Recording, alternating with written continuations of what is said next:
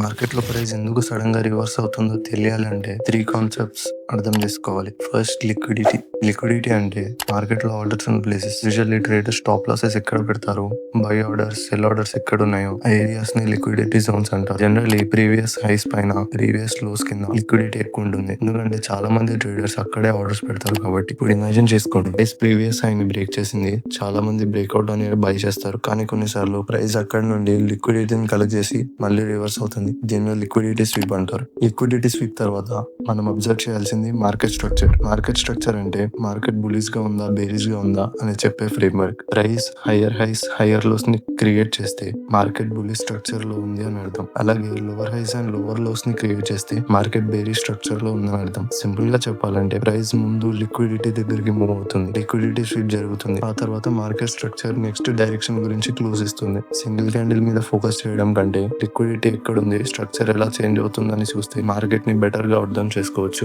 Usually మనం market structure ని 1 hour time frame are 4 hour time frames లో observe చేస్తే మనకి బెటర్ గా అర్థం అవుతుంది.